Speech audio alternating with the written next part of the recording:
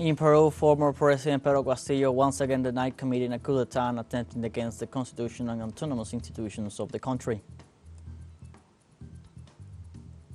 In Brazil, the rains in Rio Grande Do Sul have left 107 people dead so far, while a record number of 136 people were reported missing due to the flooding. U.S. President Joe Biden acknowledged the use of his country's weapons to kill civilians in Palestine. The head of state confirmed that he would stop supplying Israel if it invades Rafah.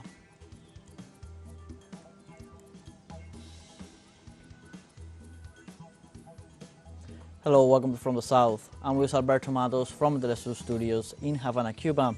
We begin with the news. The former president of Peru, Pedro Castillo, during his control hearing of accusation of the judicial power, denied having committed a coup d'etat and having attempted against the constitutional and autonomous bodies of the country. During the virtual meeting, the former president proposed to notify and declare the prosecution's accusation inadmissible for lack of evidence to initiate a preliminary investigation. Pedro Castillo also affirmed that he had never committed the crime of rebellion or attempted against the constitutional order of the nation. This came after the judiciary requested a sentence of 34 years in prison against the former president for the alleged crimes of rebellion, abuse of authority, and serious disturbance of the public tranquility.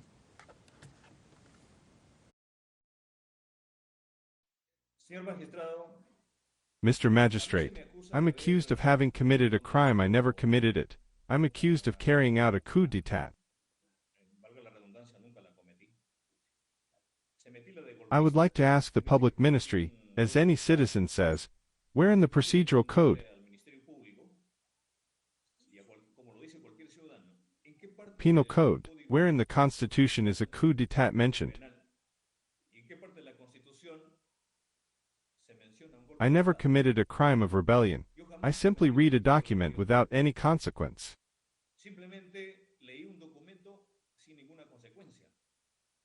And I never attempted against the constitutional order, and less against the autonomous organisms that the country has. The government of Venezuela rejected threats to the peace in view of the presence of the U.S. aircraft carrier George Washington in the Caribbean maritime space and announced the deployment of 8 F-18 aircraft. The Minister of Defense, Vladimir Padrino Lopez, reported the activation of the Integral Aerospace Defense System before any attempt to violate the Venezuelan space, including the Essequibo area. In this sense, the high official detailed that they will not fall into the provocation of the Southern Command, backed by the Guyanese government, which assumed the role of a new U.S. colony. Padrino Lopez guaranteed that the military forces will continue the work to defend the territorial integrity and the absolute recovery of the Essequibo.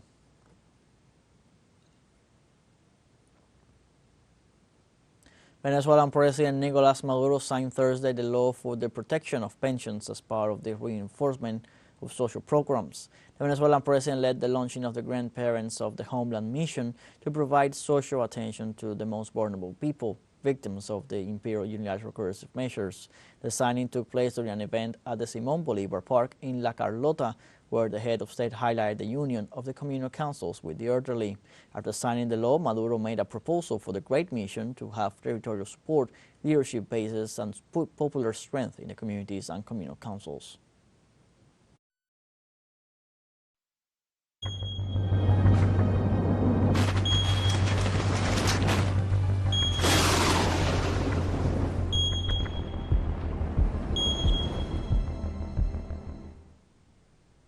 In Brazil, the rains in Rio Grande do Sul left 107 people dead so far, and a record number of 136 people were reported missing due to the effects of the flooding. The state civil department informed on Thursday that more than 164,000 people are homeless, while another 66,761 have been transferred to shelter centers. According to local authorities, after carrying out evaluations on the water level, it was shown that it rose about 3 centimeters, so it is estimated that floods will continue in the coming days. In this sense, the civil defense advised the population not to return to the flooded areas and also emphasized that rescue efforts are still ongoing to find more victims.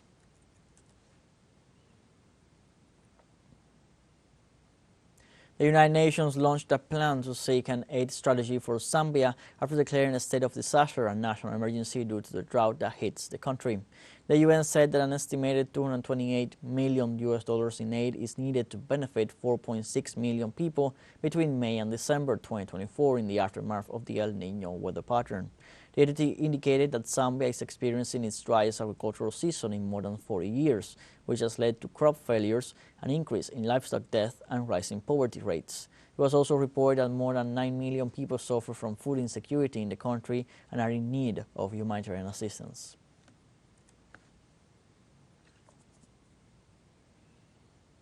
On Thursday, thousands paid tribute to the 61 people killed last month when a makeshift dam ruptured in central Kenya following heavy rains that have plunged the country into turmoil.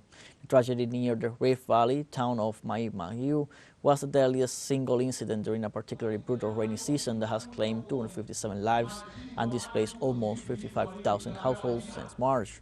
The government warned on Wednesday that heavy rains were expected in 31 of Kenya's 47 counties. Water levels of Lake Victoria, the largest in Africa, and Lake Baringo are expected to continue to rise, raising the threat of further flooding. According to the government, a total of 102 dams have been identified as high risk, and populations living near 178 of them have been evacuated. I extend our condolences to those who have lost their loved ones in the flash floods that hit our country. Our thoughts and prayers are with you at this painful moment. During these tough times, we stand in solidarity with those who have been affected by the disaster. Our brother is still missing. We haven't found him yet. That's why we're here to mourn with other family members, despite the fact that our hearts haven't healed yet, since we haven't been able to find him. Let's take a short break, but remember you can join us on TikTok at teleSUR English, where you will find news in different formats, news updates, and much more. Other stories coming up. Stay with us.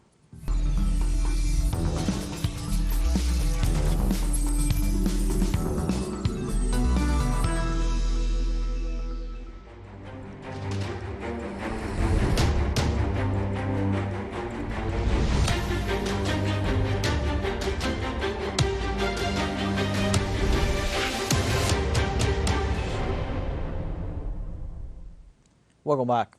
The President of the United States, Joe Biden, acknowledged the use of his country's weapons to kill civilians in Palestine and confirmed that he will stop the supply to Israel if it invades Rafah. During an exclusive interview to CNN, the U.S. President confirmed that he will hold arms supply to Tel Aviv if it launches a ground invasion against Rafah. Biden also indicated that his decision is due to the fact that the continued aggression on the borders of the city of Rafah is causing difficulties in diplomatic relations with the government of Egypt. Biden also said that Israeli actions have not yet crossed the red line. However, he acknowledged that they have caused tensions in the Middle East.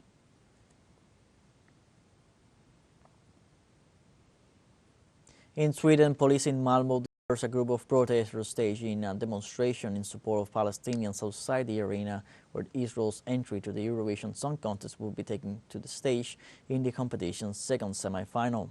Thousands of demonstrators, including climate activist Greta Thunberg, marched through the streets of the Swedish city of Malmö on Thursday to protest against Israel's participation in Eurovision. The Eurovision 2024 contest opened Tuesday in that city, with the grand finale taking place Saturday, but the war in Gaza looms over the festivities. More than 10,000 people gathered Thursday afternoon in Malmö's main square before marching down the city's central pedestrian shopping street. Banners reading "Free Palestine," "Your legitimize genocide and colonialism cannot be pinkwashed" could be seen.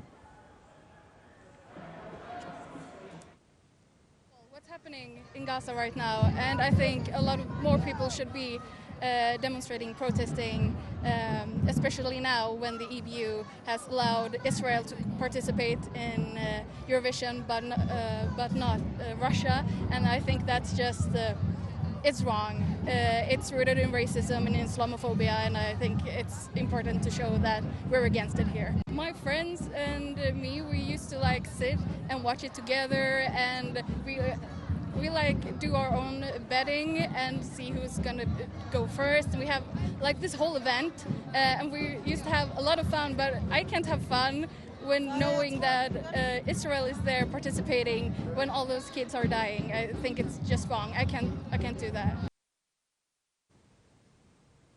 College students at Brazil's University of Sao Paulo joined a global movement by setting up an encampment to protest Israel's war in Gaza. Well, the objectives of our camp here are to get the University of Sao Paulo to break the agreements it has with Israeli universities, and also to stand against the repression of students who are being punished here at the university by the administration for defending this cause. Moreover, we also want to unite with an international and national movement asking the Brazilian state to sever its ties with the state of Israel. Do Brasil com Israel. On a global scale, even though perhaps not within our lifetime, but I hope it will be, we would like to see a free Palestine. And in the framework of his trip to Russia, President of Cuba, Miguel Díaz-Canel, met with his Russian counterpart Vladimir Putin in a bilateral meeting in Moscow. The Russian leader thanked the Cuban president for his presence at the military parade on the occasion of the 79th anniversary of the victory in the Great Patriotic War of 1941-1945. He also welcomed Cuba's participation as an observer in the Supreme Eurasian Economic Council, as he emphasized that Moscow rejects U.S. attempts to curb Cuba's development through sanctions. In turn, Díaz-Canel referred to NATO's rapprochement to the Russian borders and the geopolitical manipulation being carried out by the U.S.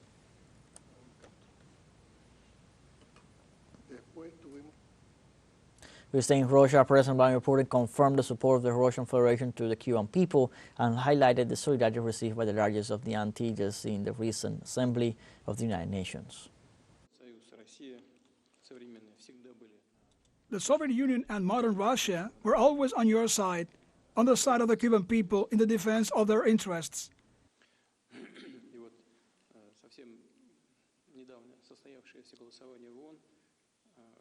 And recently, the United Nations Assembly was held, which was dedicated to the issue of the elimination of the blockade, and the majority of the peoples of the world voted against the blockade. Only 3 countries voted in favor. The majority voted in solidarity with Cuba.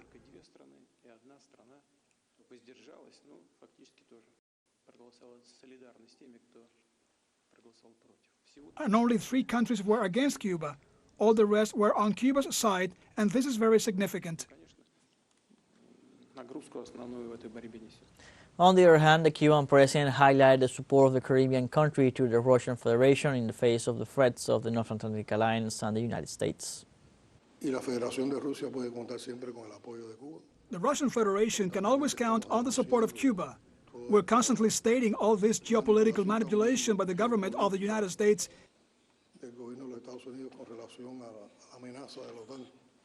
in relation to the NATO threats, trying to extend its borders to the vicinity of Russia.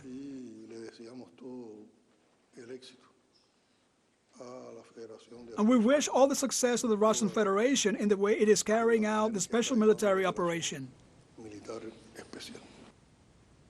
Prime Minister of Hungary Viktor Orban received President of China Xi Jinping in the last stop of his tour through Europe. On Thursday, the Chinese head of state will meet with President of Hungary Tamás Sulkyk and Prime Minister Orban. Prior to his arrival, the leader said that Hungary is a pivotal trading partner of China, describing as fruitful the economic cooperation between the countries.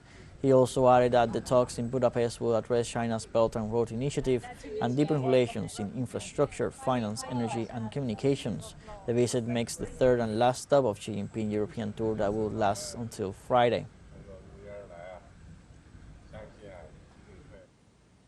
We have a fun short break coming up, but before we invite you to join our WhatsApp community for our English-speaking audience, you can scan the QR code on screen to join directly and share the link to reach more people.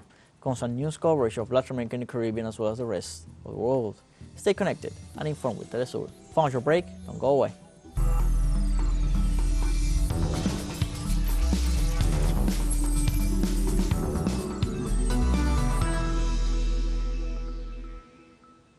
Welcome back. Venezuelan Foreign Minister Ivan Hill attended on Thursday the 29th Ordinary Meeting of the Council of Ministers of the Association of Caribbean States. The meeting is expected to address the role of the Association of Caribbean States in regional affairs as well as the strengthening of the organization and its special committees. In the city of Paramaribo, capital of Suriname, will be the venue for the meeting, which is expected to deepen technical cooperation with the countries and organizations of the Caribbean.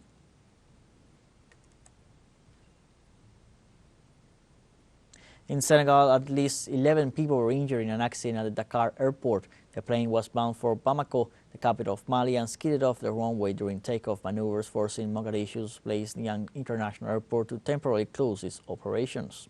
A statement from the local Ministry of Infrastructure and Transport said that 85 people were on board the plane, including 79 passengers and 6 crew members. Among the injured is one of the pilots. It was also reported that the Bureau of Investigation and Analysis has opened an investigation to determine the causes of the accident.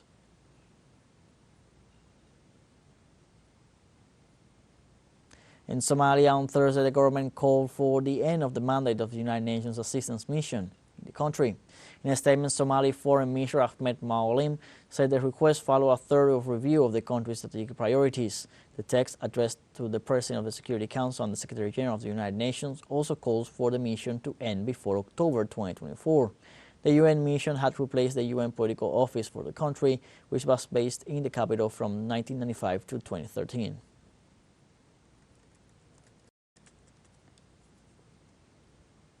And in Thailand, 100 people died one person died in a massive blaze in a gas storage tank at the Map Taput industrial port in Rayong province. 4 people were hurt in the blaze, with 1 person later dying of their injuries in hospital. About 200 people were evacuated from the area by the Disaster Prevention and Mitigation Office. It's unclear what had started the flames.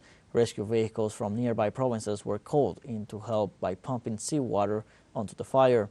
There has been a noticeable increase in reported fires in Thailand recently, coinciding with a vicious heat wave sweeping South and Southeast Asia.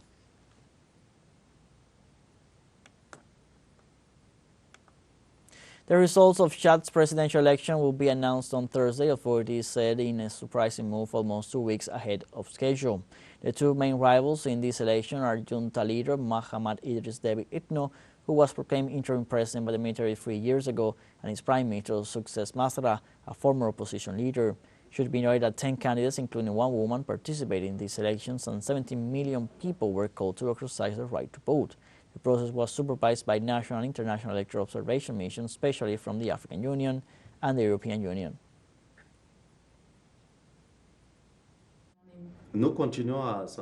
We continue to centralize results. There are several teams mobilized. You will see some.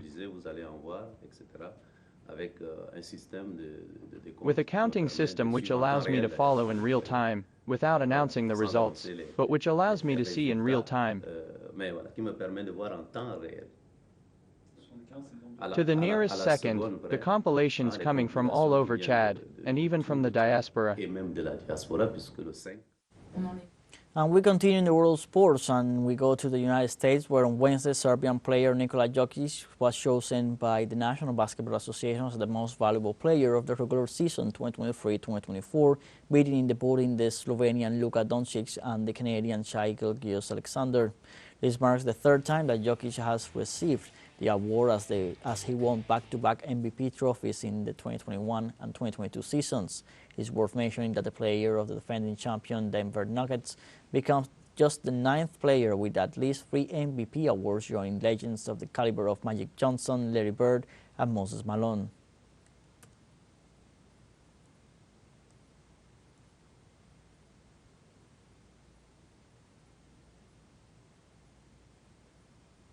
We have come to the end of this news brief. You can find these and many other stories on our website at telesurenglish.net. So join us on social media, Facebook, X, Instagram, Telegram, and TikTok. For TeleSUR English, I'm Luis Alberto Matos. Thank you for watching.